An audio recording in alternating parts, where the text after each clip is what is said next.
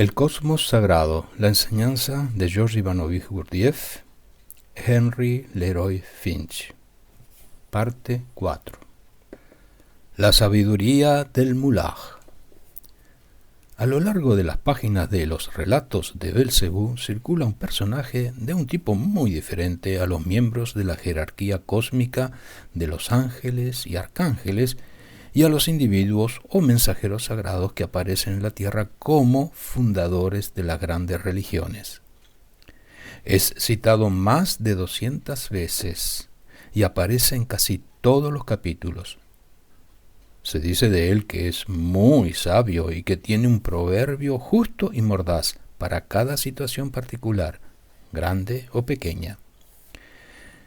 En una parte recibe el título de nuestro infinitamente reverenciado sabio entre los sabios. Se trata del sabio de nuestra tierra, del héroe popular del Medio Oriente, bien conocido en todos los bazares y en todas las escuelas de Turquía y más allá, como el hombre que cabalga su asno al revés. Nasreddin también afectuosamente conocido como el Mulaj o el Hodjaj. Numerosas culturas poseen sus sabios despojadores de ilusiones, capaces de enfrentar cualquier situación y caer siempre de pie. Entre ellos se destacan el anciano coyote de los indios norteamericanos, el tío conejo de los campos de algodón de Virginia y el mismo tío Sam. Sus características coinciden, son sagaces, astutos, casi al borde de la trampa, dominando a los demás con una gran intuición y agudeza.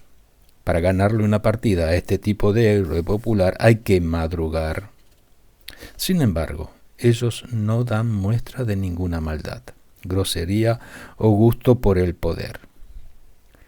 La columna vertebral de su sabiduría es su conocimiento de las debilidades humanas y el simple sentido común. Nasreddin es en efecto un individuo extraordinario a quien podríamos llamar el tercer rostro de Gurdjieff, después del individuo solar, el abuelo y niño gnóstico. Esta presencia es muchísimo más dudosa. Sapiente de la tierra, antiguo despojador de ilusiones en ropaje contemporáneo, educador no ortodoxo a quien Gurdjieff califica de hombre ladino. Cuando recorría en automóvil la región central de Turquía hace muchos años, el autor de estas líneas tuvo la ocasión de encontrar el espíritu de Nasreddin en el pueblo de Akşehir, que según sus habitantes había sido el lugar de nacimiento de este mulaj ladino, aunque este sitio tenga un estatus análogo al lugar de nacimiento del tío Sam, de Paul Bunyan o de Jan Bull.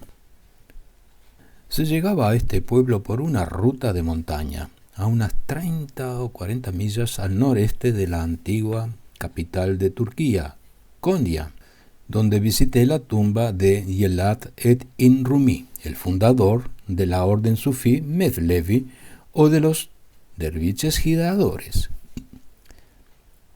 Fue en este lugar, presentada en el público como la tumba de Nasreddin, que mi familia y yo descubrimos una inequívoca expresión de su espíritu. La tumba estaba protegida por una gran verja de hierro adornado, muy impresionante, pero que no se prolongaba más allá de unos pocos metros de la puerta de entrada con pesadas cadenas y un candado. A pocos pasos, a ambos lados de la puerta se podía pasar por el otro lado. Este es un buen ejemplo de la sabiduría de Nasreddin, más allá de lo cual la lógica y la filosofía más avanzadas son incapaces de llegar. ¿Cuál es la utilidad de una verja que a pesar de las apariencias no cumple su función? Se podría agregar otra pregunta. ¿Cuál es la utilidad de un ser humano que, a pesar de las apariencias, no funciona como un ser humano verdadero? Esta es la quinta esencia de una demostración a los Nasr Eddin. Aunque muchos de los proverbios de Nasr Eddin, incluyendo muchos de los evocados por Gurdjieff, sean casi totalmente opacos para la mentalidad europea o norteamericana, otros tienen una profundidad filosófica tal que no estarían fuera de lugar en boca de Bertrand Russell, Alfred Tarsi o Ludwig Wittgenstein. Un cuento sobre el número de burros que Mullah pone en venta podría ilustrar muy bien la famosa paradoja de Russell sobre la categoría de todas las categorías que no forman parte de sí misma. Gurdjieff mismo decía que él no perdía jamás la menor ocasión de actuar enteramente según la sabiduría, sin precedentes, y los proverbios inimitables del Mullah Nasr Eddin. Gurdjieff describe su propio método de enseñanza como un método que sigue el camino de Nasr Eddin, al que llama también el camino del hombre ladino, en contraste con los tres caminos más tradicionales del fakir, centrado en el cuerpo físico, del monje, centrado en los sentimientos, emociones y devociones, y del yogi, centrado en el intelecto. El hombre ladino se concentra hábilmente en los tres al mismo tiempo. Los métodos de Gurdjieff cumplen un amplio rango de formas y prácticas que desde el comienzo desconcertaron no solo al público en general, cuando se enteraron de ellos, sino también a sus propios alumnos. Muchas veces no sabemos lo que tiene en mente cuando parece jugar un papel, o a veces que produce choques y humillaciones dirigidos a los egos de sus alumnos. Parece evidente que Gurdjieff no deseaba desempeñar un papel de gurú tradicional cuya sola presencia tendría el poder de transformación. Tampoco podía ser nada más que un simple consejero, terapeuta o sacerdote. Él estaba en un nivel de ser diferente al de sus alumnos y tenía de ellos una comprensión que estos no tenían de él. Si querían adquirir esa comprensión de esos seres humanos y de la vida, sabían que tenían o que tendrían que merecerla tras duros años de estudio y de observación de sí. Él consideraba como su tarea de asistirlos a lo largo de ese camino. Lo que él sabía, además, sabía también que era imposible comunicarlo directamente. La comprensión debía nacer en la interioridad del ser según la forma propia de comprensión de cada quien. Cuando a uno de los maestros sufís de Gurdjieff se le preguntó por qué no explicaba sus crípticas historias, respondió: ¿qué pensaría usted si, habiéndome pedido una naranja, yo le diera una que ya estuviera exprimida? El alimento viene al exprimirla usted mismo. La comprensión, especialmente en estos aspectos, no es algo que otro pueda hacer por uno. Por el método de Gurdjieff indirecto, la mayor parte del tiempo de los alumnos no sabían lo que él les había preparado intencionalmente, o qué palabra o episodio particular sería apto para resolver el problema de comprensión personal del que eran prisioneros. Una y otra vez eran desafiados a traspasar los aspectos egoístas de su personalidad y así alcanzar su ser esencial. Según la tontería superior de Nasr Eddin, numerosas historias ilustran la tendencia humana a creer en las apariencias, en la medida en que éstas convienen a nuestras predilecciones o nuestros prejuicios. Se cuenta cómo el mulaj llegó una vez a una cena vestido de harapos y de qué manera se le ignoró dándole el último lugar en la mesa. Rápidamente regresó a su casa, se vistió de gala y regresó donde su anfitrión inmediatamente fue llevado al sitio de honor. Se le vio entonces rellenar de comida los bolsillos de su ropa diciendo: «¡Come, ropa, come!». Interrogado por la razón de su conducta, respondió: cuando vine aquí con mi ropa vieja, no había lugar para mí en la mesa. Cuando volví con la nueva, no sabían qué hacer para halagarme. Esta es la prueba que es mi ropa y no a mí a quien ustedes invitaron al su banquete. Del mismo modo que la competencia académica o los clichés mundanos eran incapaces de sacar de sus casillas a Belcebú o a Nasreddin, tampoco apenas impresionaban al mismo Gurdjieff. De él emanaba una calidad fuera de serie para los sabios, en el sentido de lo maravilloso. Hoy, después de muchos años de su muerte, Gurdjieff sigue siendo un misterio. Los biógrafos discuten el año de su nacimiento, sobre su educación, sobre los detalles exactos de la cronología de sus viajes, sobre la identidad de sus compañeros, sobre la vida en familia e incluso sobre sus intenciones pedagógicas. En sus propios relatos, la verdad y la leyenda, los hechos simples y las invenciones extravagantes se confunden. En el preciso instante en que estamos a punto de dudar de una historia, aparecen hechos que nos sugieren que, después de todo, dicha historia quizás sea verídica. Sucede así, por ejemplo, con las historias acerca de las relaciones de Gurdjieff con Stalin y sobre su papel en el Tíbet. Un biógrafo reciente, James Webb, nos dice: es absolutamente exacto que el joven Iosif Shugabashvili, más tarde Iosif Stalin, fue pensionista de la familia de Gurdjieff durante su permanencia en el seminario teológico de Tiflis, desde 1894 hasta 1899, y se marchó debiendo una cuantiosa suma de dinero.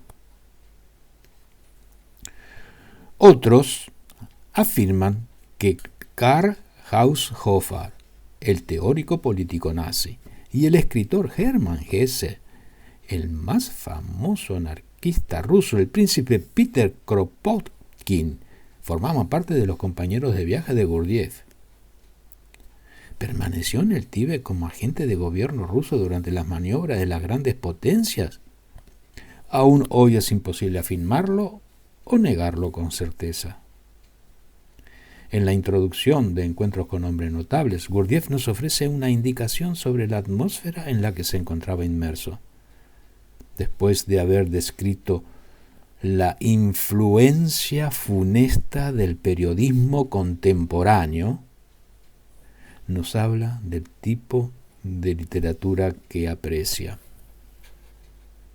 Nos dice lo siguiente: esos textos, y los cuentos en particular de Las 1001 noches, son verdaderas obras literarias en toda la acepción de la palabra.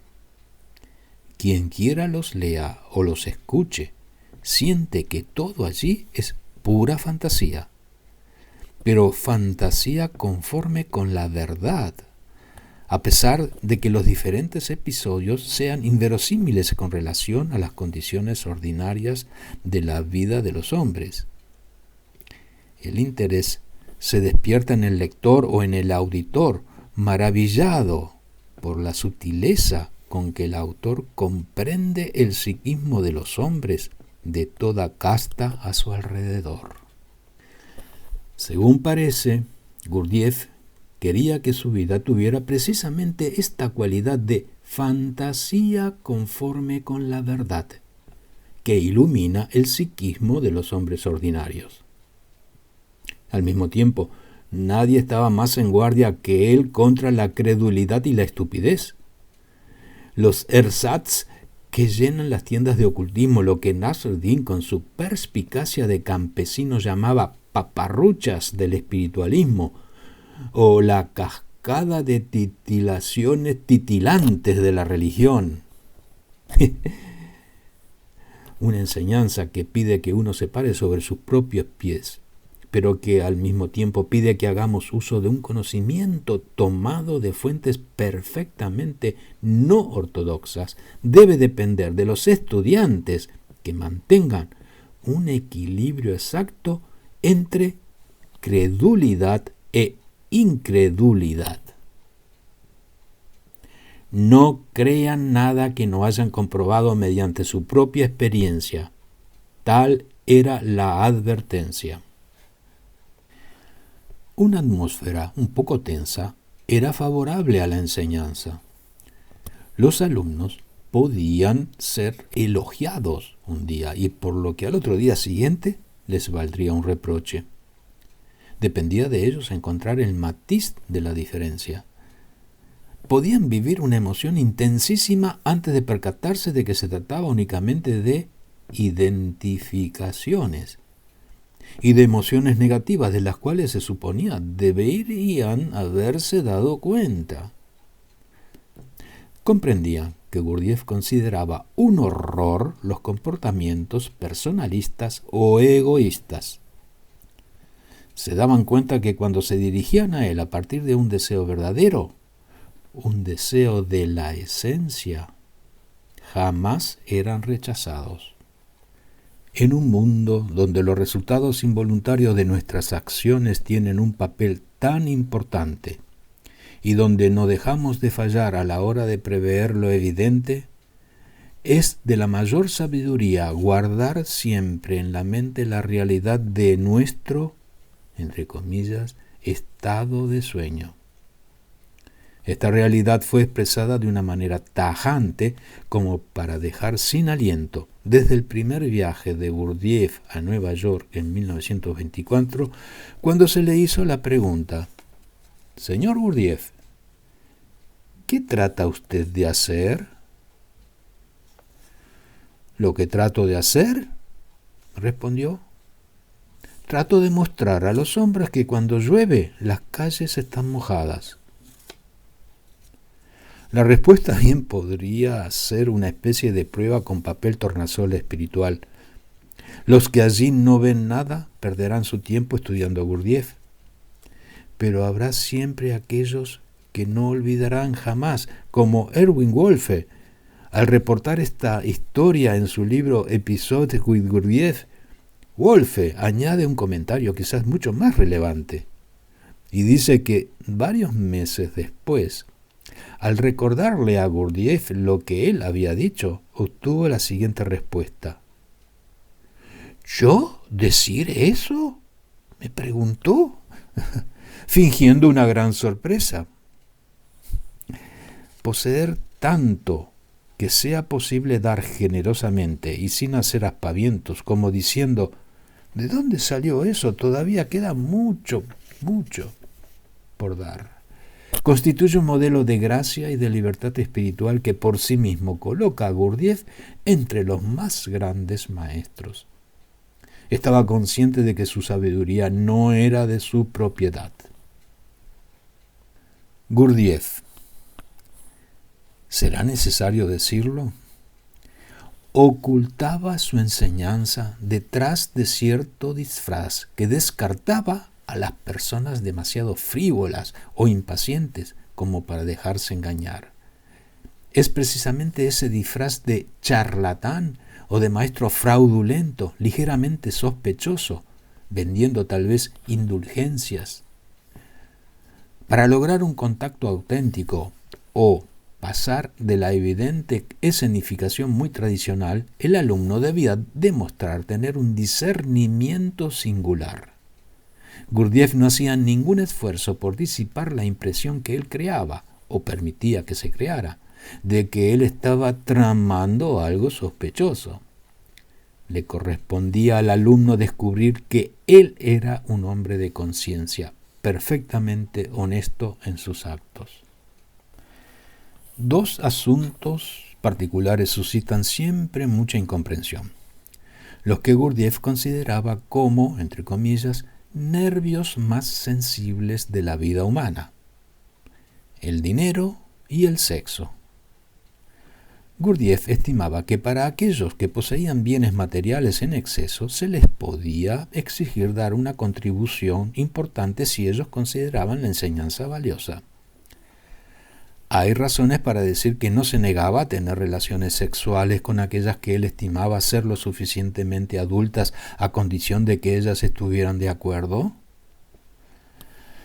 Sobre estos dos temas circularon rumores, pero nunca hubo acusación pública alguna sobre el uso fraudulento de fondos ni sobre la irresponsabilidad en materia sexual. Cualquiera que haya podido ser la no ortodoxia de Gurdjieff, ninguno de los libros de memorias publicados acerca de él ha presentado la menor ambigüedad al respecto. En el curso de su vida, se puede decir que existe una diferencia sorprendente y hasta diríamos un poco anticuada en la manera en que Gurdjieff trataba los asuntos de dinero y de sexo. En sus escritos autobiográficos trató de manera profusa sobre el asunto del dinero. En cuanto al sexo, parece no haberlo mencionado nunca.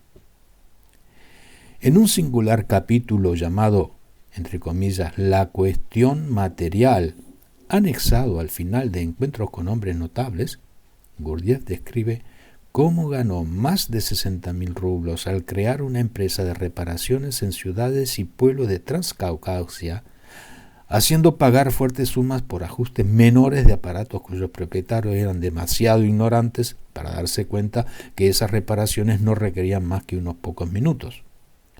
Gurdjieff conservaba los objetos de varios días para dar a entender lo difícil que eran las reparaciones. Es evidente de que esta manera no tomaba dinero de los pobres, sino solamente de los que también se dedicaban a este tipo de prácticas. Además obtuvo grandes sumas de dinero rehaciendo y modernizando corsés femeninos de la temporada anterior, que revendiendo barriles de pescado cuyo primer propietario había considerado equivocadamente como descompuesto. En los Estados Unidos tales prácticas no escaparían de la vigilancia de la Oficina de Protección al Consumidor, pero son moneda corriente en Medio Oriente, donde la advertencia Cavet Emperor reviste un significado muy diferente. Lo importante, como Gurdjieff explicó a una audiencia neoyorquina, era que la totalidad de los fondos recaudados sirviera a la enseñanza, lo que incluía la compra de acciones y bienes muebles, así como gastos de viajes y comidas, pero también parece ser ayudas personales a alumnos necesitados.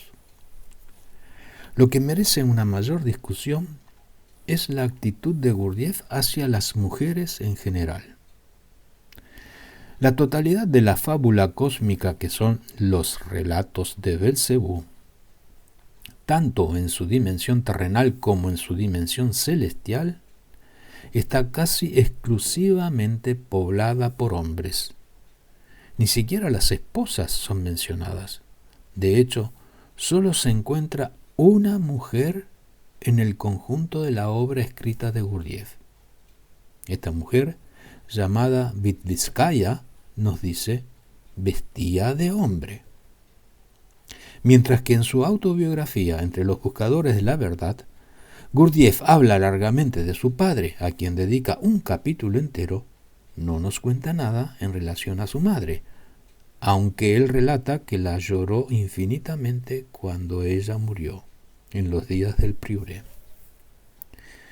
Hemos llegado a la conclusión de que, para bien o para mal, él era un patriarca de la vieja escuela. Incluso se cuenta que dijo una vez, aseveración que no es aceptable hoy día, que si bien los hombres eran capaces de desarrollar un alma por sí y para sí mismos, las mujeres solo podían lograr esto mediante los servicios rendidos a los hombres.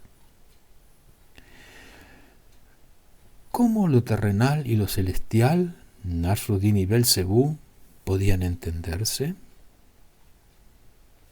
Existe una descripción de uno de esos encuentros sobre el tejado de una casa en Ispahan, Persia. El hombre ladino reveló entonces al mensajero cósmico los secretos de la adaptación de los rusos y persas a la vida en el planeta Tierra. En ese punto del cuento, Belcebú dice acerca de Nasreddin: en su cara se esbozó su habitual mueca benévola y, como siempre, fascinante, aunque teñida de cierto menosprecio. Guiñando maliciosamente el ojo izquierdo, atrajo mi atención.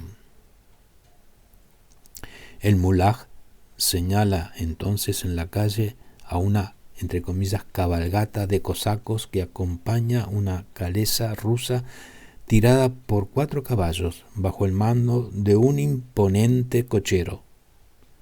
Dentro de la calesa se encuentra un funcionario persa local y sentado cerca de él un general ruso. Nasreddin compara a los espléndidos cosacos y al general con unos pavos y al pobre e insignificante persa como una corneja. Diciendo esto, acaba de pasar en este instante, escoltada por un gran número de pavos de raza, una corneja de este país, entre comillas, importante, por cierto, y de alto vuelo, pero ya muy desplumada y pasablemente arrugada.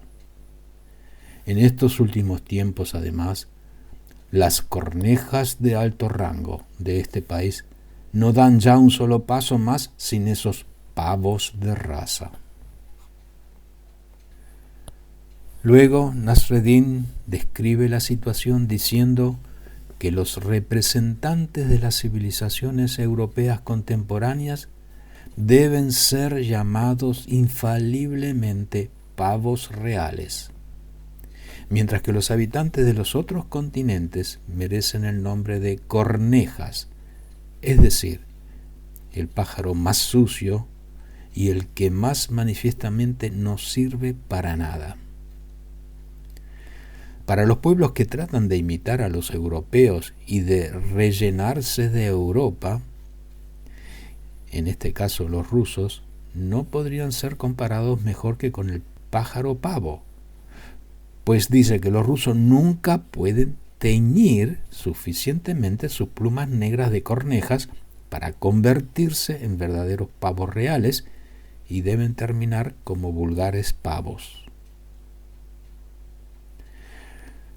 Le corresponde al sufí farsante, con su dosis de veneno sutil, informar al mensajero cósmico sobre el prestigio y la vanidad terrenal de todo lo que condicionan, ya sean en las calles de Ispahan o Moscú o Nueva York. Pavos reales, cornejas y pavos se les encuentra por todas partes. Gurdjieff propone otra versión de lo que él llama una antigua sentencia. Solo merecerá el nombre de hombre y solo podrá contar con algo preparado desde lo alto quien haya sabido adquirir los datos necesarios para conservar indemnes el lobo y el cordero que han sido confiados a su cuidado. El lobo remite a los reflejos instintivos, el cordero a las emociones, y le corresponde al centro intelectual ponerlos en armonía. Es por el hecho de que tenemos que tratar con ambos en los demás que el Evangelio según Mateo nos aconseja ser prudentes como las serpientes y puros como las palomas. Mateo 10:12. Gurdjieff ve que ambos están en cada uno de nosotros. Con Gurdjieff, la cuestión de los tipos toma un giro notable. En la medida en que la estructura tricerebral es la misma en todas partes, puede sorprender, o no, que él sugiera que existe un número limitado de tipos humanos básicos, no 12, como da a entender el número de discípulos en el Nuevo Testamento, sino, según él, 28, conforme al número de días que tiene el ciclo lunar. Antes de conocer su propio tipo, para esto se requiere un conocimiento serál que no tenemos mucha probabilidad de detentar ni de adquirir tan fácilmente. No es posible comprender eso o conocer uno solo de esos tipos humanos. Nada está más lejos de la mentalidad contemporánea que esta idea de los tipos humanos, en particular cuando se le relaciona al simbolismo lunar. Por otra parte, puede parecer perfectamente arbitrario que el ciclo lunar sea de 28 días. Entre paréntesis, 22 si tomamos únicamente los días cuando la luna es visible. Aquí tenemos un ejemplo de la arbitrariedad que reina en los números de la naturaleza. ¿Por qué la mano humana tiene 5 dedos? ¿Por qué ciertas clases de plantas y de animales presentan números fijos y específicos? El cosmos sagrado. La enseñanza de George Ivanovich Gurdjieff por Henry Leroy Finch. Quinta y última parte. El legado de Gurdjieff. Aunque Gurdjieff se sitúa a una gran distancia de la ortodoxia filosófica y religiosa, merece ser comparado con otros pensadores y maestros quienes, en el siglo XX, intentaron restaurar la importancia del ser humano individual. Pensamos aquí en Kierkegaard, Nietzsche y Heidegger, para citar solo los más eminentes. Se hace evidente que el individuo solar, según Gurdjieff, no puede ser asimilado al individuo aislado de Kierkegaard ni a los existencialistas, y que libra un combate de retaguardia a favor de su subjetividad con el fin de dotar su vida de algo concreto y auténtico. Tampoco tiene que ver con el superhombre de Nietzsche y su voluntad de poder, cuya desgracia conlleva el riesgo de una afirmación brutal de sí, y tampoco tiene nada que ver con el escuchar ser de Heidegger, que de manera elitesca coloca por delante la voz poética. La filosofía de Gurdjieff es objetiva, no egoísta y no elitesca. No deja lugar alguno para la glorificación del ego humano, de la guerra o del militarismo. Nuestra reacción a Gurdjieff dependerá de hasta qué punto estaremos dispuestos a ir en nuestro deseo de reconocer la falsedad de nuestra civilización, locura turbulenta en las formas cada vez más masivas de destrucción, de miseria, de enfermedad, de corrupción, de fuerza y de violencia. Gurdjieff nos regresa a la pregunta original: ¿qué es el ser humano? Para tratar esta desintegración, respuestas tales como hombre democrático, hombre económico, hombre capitalista o colectivo, hombre histórico u hombre científico, simplemente no satisfacen. El mítico cósmico solo, liberado de sus puerilidades heroicas y comprendido a la luz de las grandes religiones, es en cambio capaz de hacerlo. La enseñanza de Gurdjieff intenta volver a reencontrar la individualidad divina solar anterior a la tradición cristiana, pero en la misma línea recta. Depende también del conocimiento de sí, comprendido más objetivamente que los griegos, y del despertar de la conciencia, una tarea de carácter budista y de la armonía de nuestras naturalezas esenciales.